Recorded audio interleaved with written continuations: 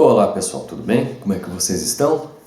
Estamos aqui para uma aula extra, seguindo a proposta de trazer para vocês conteúdos, que não são necessariamente conteúdos de aula, conteúdos regulares, mas que podem ser podem ser temas que possam cair numa redação ou coisa do gênero, que são temas de atualidade, que é importante vocês refletirem sobre, até por uma questão de cidadania, para a gente pensar sobre temas. E o tema, como você deve ter visto no título, é sobre política de cancelamento, tá?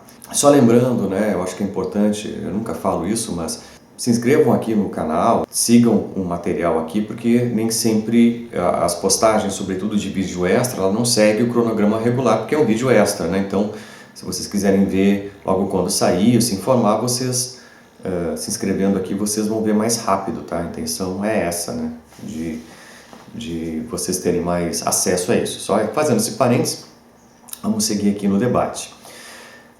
Quando a gente pensa em redes sociais, a gente vai ter alguns autores, Aqui eu destacaria Pierre Levy, o próprio Manuel Castells. Manuel Castells está aqui em cima, os livros dele, que são autores que viam o processo de digitalização, o espaço virtual, a gente pode colocar dessa forma, como espaços produtivos para uma cybercidadania ou coisa equivalente, e o que até um determinado período se confirmou.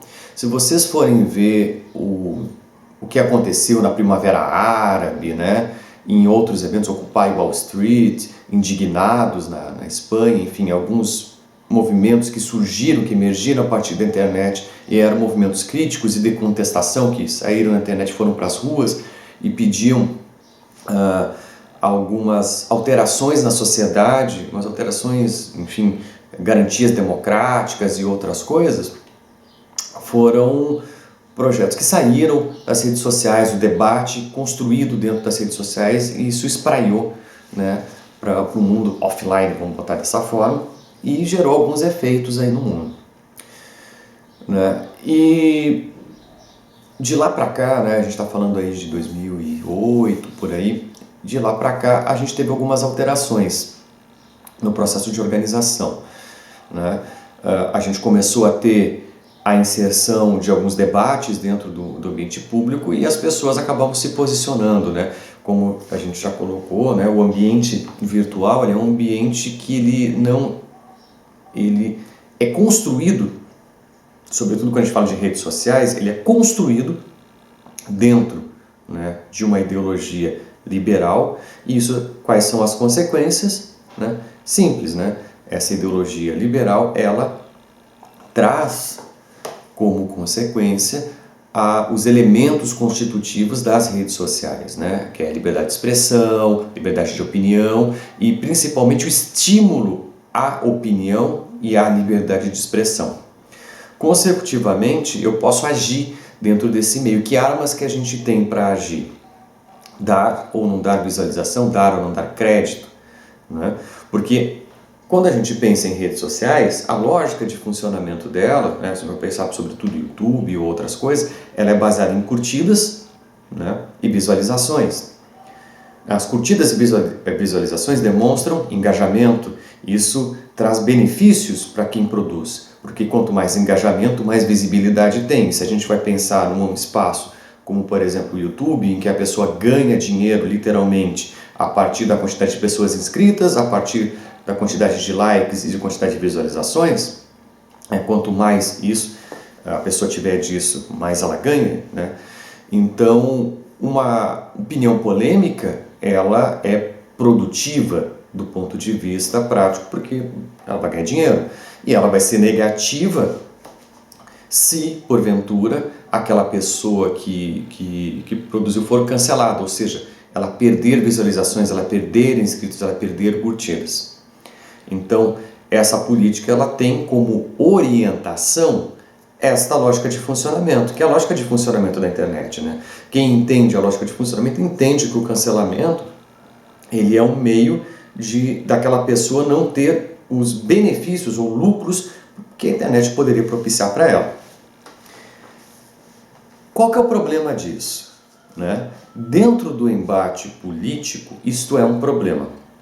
E é um problema relativamente sério. Porque quando a gente está falando de uma opinião banal sobre alguma coisa, ou a pessoa emite um comentário inadequado, alguma coisa assim, isso se torna um problema, porque a gente tem que entender algumas coisas antes de fazer esse tipo de situação. Vamos procurar tentar entender como é que funcionam os mecanismos por trás do processo de cancelamento, né? Vamos tentar explicar basicamente. Em geral, o que ocorre?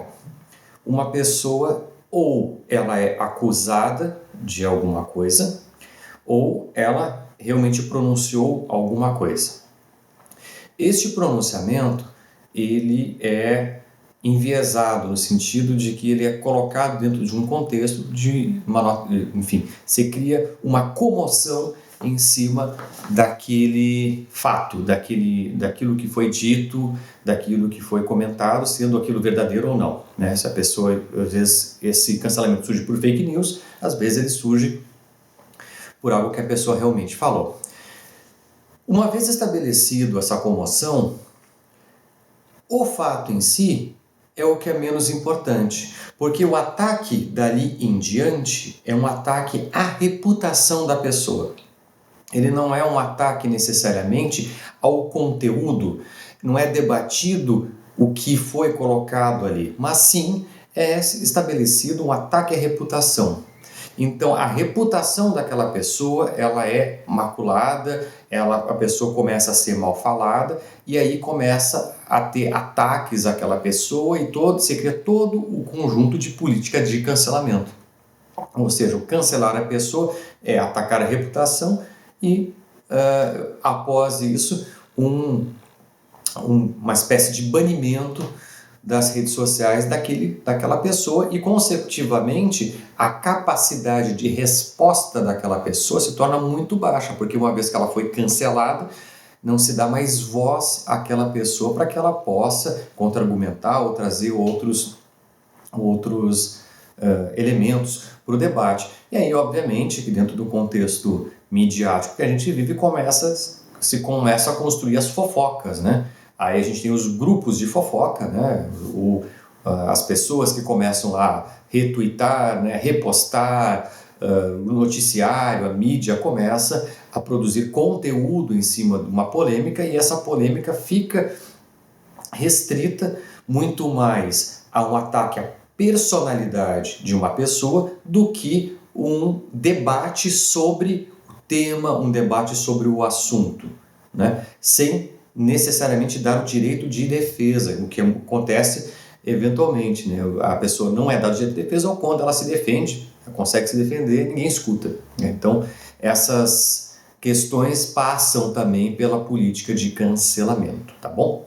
Porque o que está acontecendo em alguns contextos é pessoas sendo canceladas por coisas que elas não necessariamente fizeram. Aí, como assim?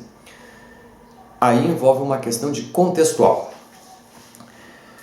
Todo discurso, ele tem um contexto de fala. Ou seja, quando eu estou produzindo um conteúdo, eu vou expressar uma opinião, eu não estou simplesmente expressando essa opinião dentro de que pode ser interpretada de qualquer jeito. Não. Eu tenho um contexto de pensamento, eu tenho uma lógica de expressão, eu tenho uma linha de raciocínio.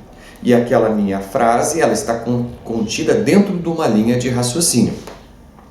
Então esse é a primeira questão, porque se eu não entendo a linha de raciocínio a qual aquela frase ou aquela opinião está sendo emitida, eu não entendo exatamente o que está acontecendo. E a gente pode colocar em contextos muito simples isso. Por exemplo, se eu não entendo o contexto de fala, a forma com que a pessoa está falando, uma ironia vira uma afirmação. Uma ironia vira uma opinião. E é uma linha muito tênue, porque o que diz que uma frase é uma ironia ou uma afirmação está relacionado diretamente ao contexto de fala, a intenção do autor enquanto fez aquilo. Então, e por exemplo, num espaço virtual como um Twitter da vida, no qual a quantidade de caracteres é muito pequena, se eu não conheço a figura de antemão por algum outro contexto, ou sei como ela pensa, eu compreender uma ironia como sendo uma emissão de uma opinião é muito fácil. Então, a linha interpretativa ela começa a ficar borrada, porque é muito diferente, né? Quando a gente fala de redes sociais, é muito diferente da fala. Quando eu falo alguma opinião, esse contexto ele fica um pouco mais claro, porque pelo tom de voz, meu timbre de voz e alguns recursos que eu posso usar, até caretas e coisas do gênero, fica mais fácil de a pessoa perceber que está vendo, né, que está visualizando, entender aquilo que eu estou falando. Quando eu estou me pronunciando a partir de texto, o texto torna mais difícil a percepção desses nuances relacionados à fala, né? A comunicação, ela não é só a fala. Quando a gente fala com alguém, a comunicação envolve todo o conjunto, as expressões faciais que eu tenho, a minha forma de gesticular, tudo isto é comunicação. Comunicação é um conjunto muito mais amplo do que meramente a fala.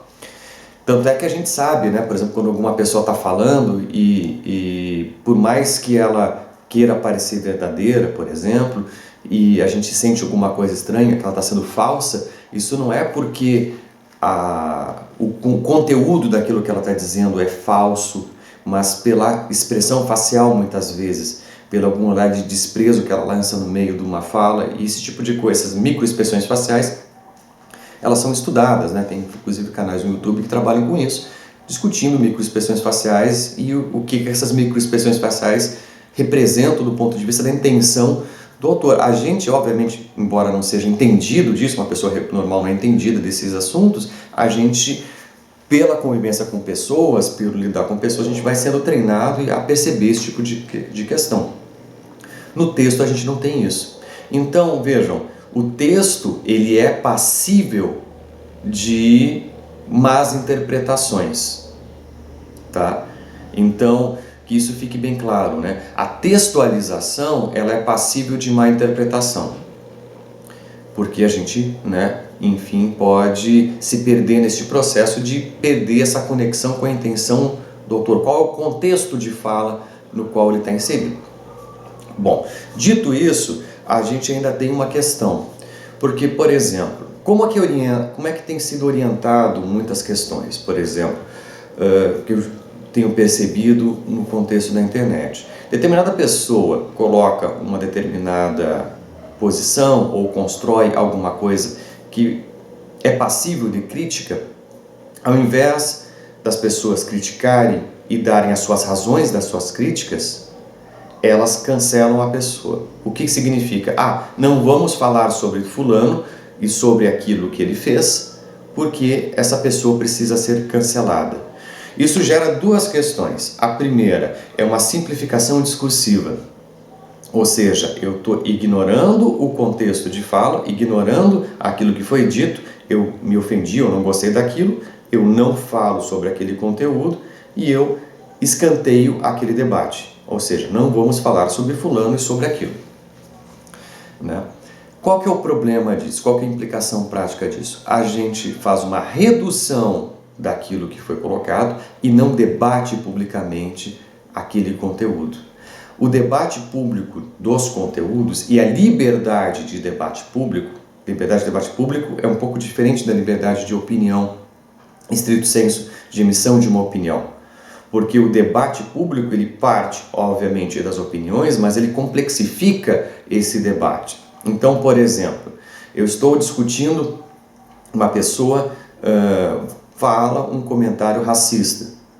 Ao invés de cancelar essa pessoa, necessariamente, por mais preconceituosa que ela seja, não é muito mais interessante a gente debater sobre racismo a partir daquele comentário que aquela pessoa fez?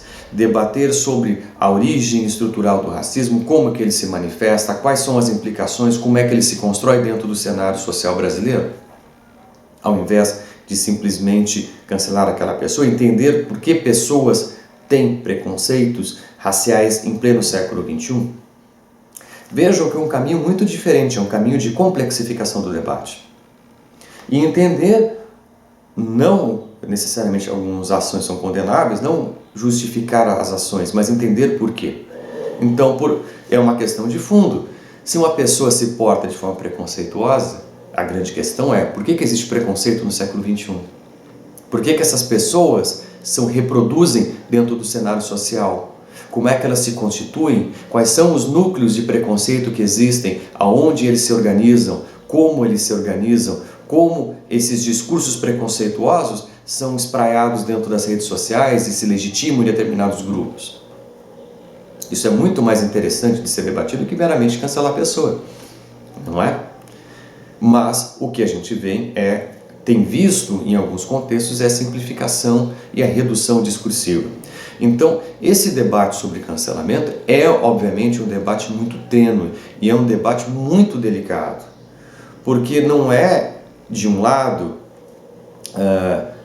demonizar as pessoas ou se negar a discutir, mas também, de outro, não é legitimar coisas que são, de um lado, moralmente condenáveis, mas de outro são crimes também, não é? Então, por exemplo, a gente pode ver algumas polêmicas aí de pessoas que têm algumas pendências jurídicas em relação à pedofilia. A gente teve aqui na cidade, enfim, esse tipo de coisa. Muito bem. Obviamente que concordar com essas coisas é impossível, né? A não ser que a pessoa tenha algum problema muito sério, e também seguir essas pessoas é um pouco complicado. Mas vejam, condenar essas pessoas sem o devido espaço de, de defesa é muito complicado. Porque vejam, o fato de uma pessoa ser denunciada por algo não significa que ela seja culpada de algo. A denúncia é importante, mas a gente tem que ter uma cautela para saber se a denúncia é fundada. Por que eu digo isso? Eu não estou especificando um caso aqui, mas, por exemplo, já teve casos de pessoas que foram denunciadas, bem entre aspas, pela internet, foram linchadas publicamente, no sentido assim, das pessoas tomarem aquela denúncia virtual como verdade, irem na casa dessa pessoa e espancarem ela, e essa pessoa vira óbito por uma mentira, porque essa pessoa não foi escutada, essa pessoa não foi ouvida, não foi verificado se aquilo que tinha sido dito era verdade, e essa pessoa veio a óbito. Claro, é um caso extremo, é um caso que é raro, mas a cautela em relação ao julgamento, ela é importante. Só que o imediatismo virtual tende a tratar as coisas de forma leviana e o julgamento ser baseado naquilo que é visto. E principalmente o julgamento tende a ter uma reação de manada.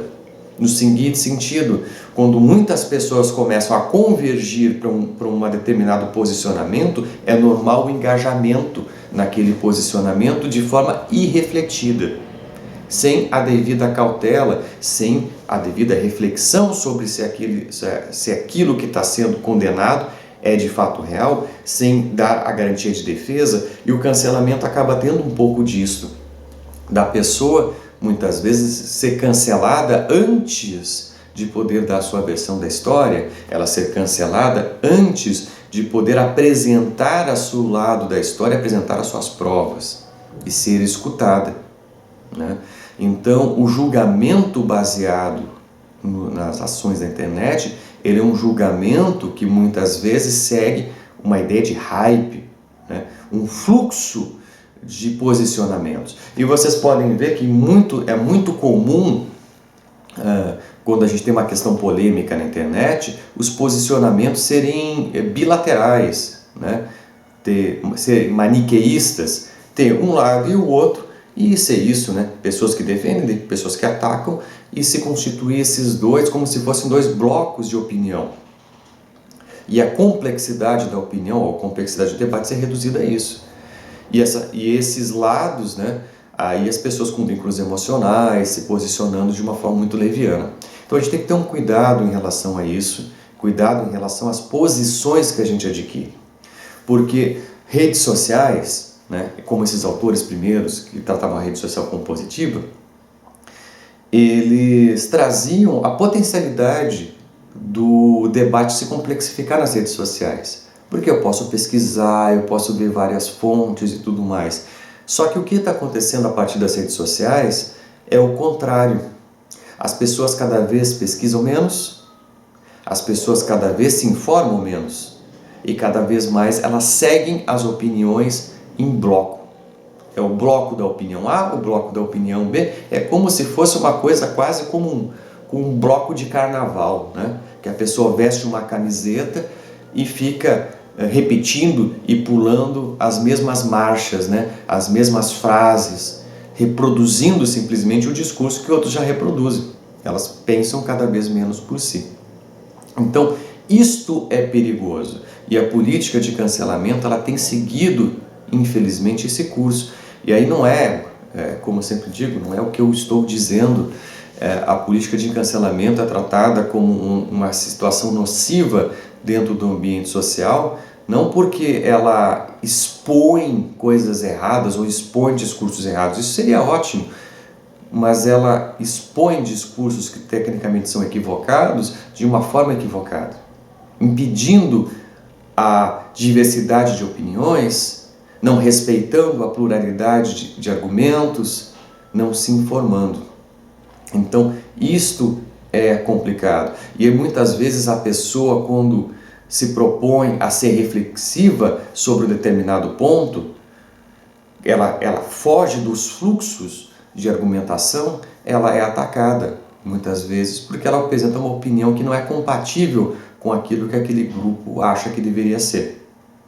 Então o grupo lhe gera as expectativas sobre as respostas e qualquer coisa que foge daquilo é tratada como negativa. Isso é muito complicado dentro do debate, porque isso empobrece a democracia, isso empobrece o discurso público, isso empobrece toda a organização política.